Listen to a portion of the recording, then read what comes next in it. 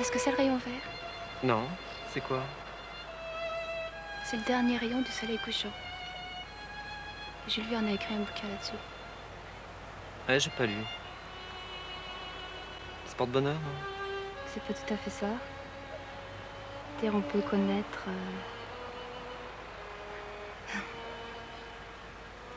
Bah quoi? Je te lirai tout à l'heure.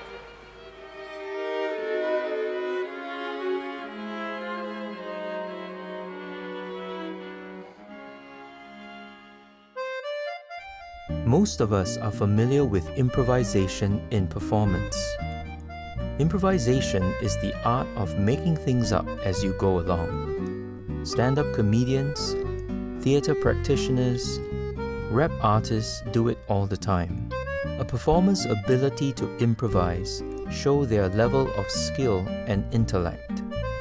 When it comes to something as large-scale as a film production, with its huge budgets, multiple crew and cast members waiting around, it becomes so important to plan everything right down to the last detail. That is why improvisation in films is rare. Even when there is improvisation, it often takes place within the confines of a carefully structured story. But what about improvising an entire film from start till end? Has it been done before? How successful can such a film be? Anyone familiar with the work of Éric Rohmer knows that he was one of the French film critics turned filmmakers who belonged to the French New Wave of the 60s. Éric Rohmer's films were very different when compared with the flashy films of his New Wave contemporaries. His characters spoke in lengthy dialogues that drove his plots forward. Je ne suis absolument pas sûr que l'hypothèse B ait plus de chances d'être vraie que l'hypothèse A. Je vais même dire qu'elle en a moins. Admettons que l'hypothèse B n'a que 10% de chance et l'hypothèse A 90%. In fact, Rohmer's films acquired a reputation for being boring. His characters spoke about feelings and thoughts, often monologuing, and when they were not doing so, they could be found arguing with one another about their thoughts and feelings. Tu l'aimes? Écoute, zut. Laisse-moi tranquille, François. Vraiment, c'est fini. Sans ça, je te vois plus si tu continues. J'en ai ras-le-bol. Bah, tu devrais te mettre à ma place aussi. Mais c'est toi qui devrais te mettre à la mienne, mon Dieu. Si t'avais un peu d'amitié pour moi, tu me poserais pas ce genre de questions. Rohmer loved to have lengthy discussions with his actors, and even tape-recorded their conversations, only to use their exact words in the film later on. By doing this, Rohmer allowed his actors to play themselves in his films. There was no artifice.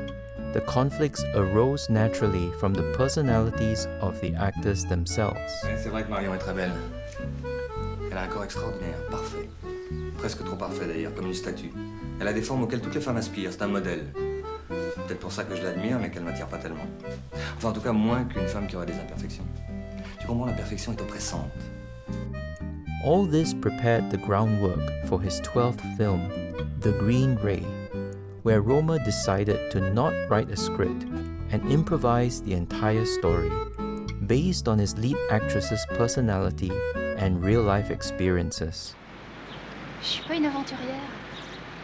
Eh bien justement, cette année, tu essayes. De toute façon, c'est jamais quel garçon va te plaire.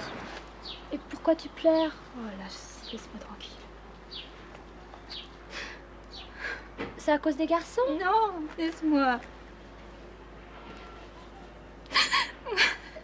C'est à cause des vacances? Je m'en fous. Pourquoi tu pleures? Pour rien. Those tears are real tears, coming from a feeling of loneliness and sadness. Marie Rivière had shared with Rohmer about her experience of being alone on a long summer vacation, with nowhere to go and not finding a group she was comfortable with. Rohmer decided to reenact her experience, while at the same time allow for improvisation of the dialogue and situations. Many of the people in the film were not actors, merely willing participants who were told to just be themselves. Look at this scene. She takes a walk because she feels uncomfortable hanging out with the group she was with. She wanders around, arriving at this random path. She takes the path, which leads to a dead end. The wind picks up, and Rohmer stays on her.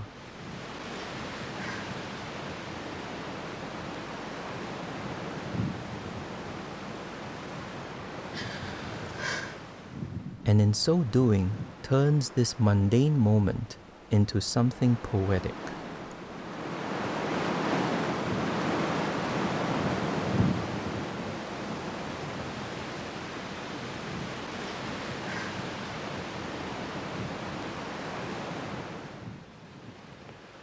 A sad reminder of just how isolated she is, how far she is from real connection. In this way, an unscripted moment became a meaningful metaphor for the film. Consider this scene. Voilà les côtes de porc. Parce que Tiens, j'ai pas le Gérard, tu me choix. fais une place? Ouais, ok. Alors, il y a des bleus, il y a des saignantes, il y a tout ce qu'il faut. Chacun se sert. Hein. J'ai envie de Bah, moi, je mange pas de viande. Ah bon? Ouais. Marie Rivière is a real vegetarian. In this scene, she explains her position, and the guests around the table question her. She becomes defensive and argumentative. By putting Marie in the right situations, genuine and interesting conflicts arise, pushing the film's plot forward. This eventually leads to her feeling a sense of rejection, and finally she leaves the vacation home. Je me sens pas de rester ici, il faut que tu m'emmènes. At the next location, Marie meets a friendly tourist at the beach. The tourist has an outgoing personality, and she invites two random boys to sit with them. Rohmer told the boys to flirt with the girls, which they did naturally, without a script.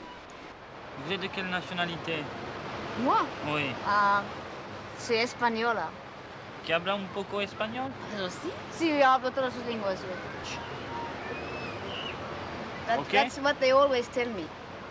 You have to speak what you speak. Ok, d'accord. Speak French, so. Voilà. Qu'est-ce que je vais parler Je maintenant? sais pas. Ce que vous voulez. Alors, mais qu'est-ce que vous faites normalement? This entire spontaneous and awkward encounter strengthens the audience's desire for Marie to find someone she can be happy with. Finally, the green ray itself.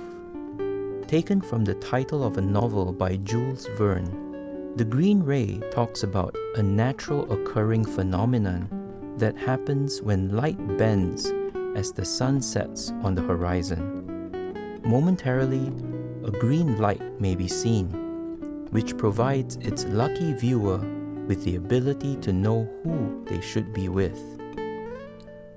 Rohmer had already heard about this concept, and it fitted perfectly as a climax for this character's predicament. Perhaps she could finally find someone to fall in love with. Will she see the green ray and know for sure? Tu peux venir passer quelques jours près de Bayonne, là, avec moi? Tu te fous de moi, tu plaisantes. Je plaisante pas, Mais non. si. Mais enfin, pourquoi veux-tu que je plaisante? Et pourquoi tu veux que je passe quelques jours avec toi? Parce que j'ai envie. C'est tout. Très simple. Laisse-toi aller. Viens. Sympa.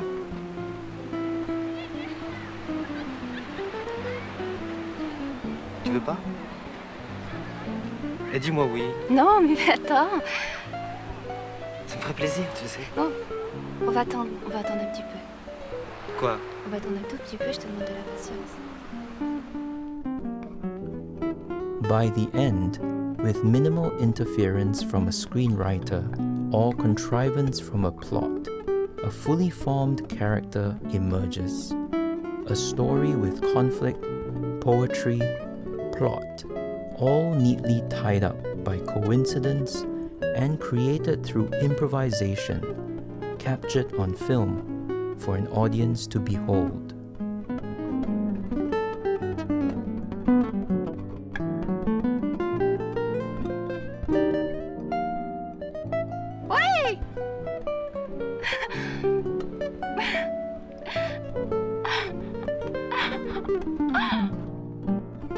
The Green Ray went on to win the Golden Lion at Venice Film Festival as well as the International Critics Prize. Rohmer would go on to make his next film with the same improvisational style.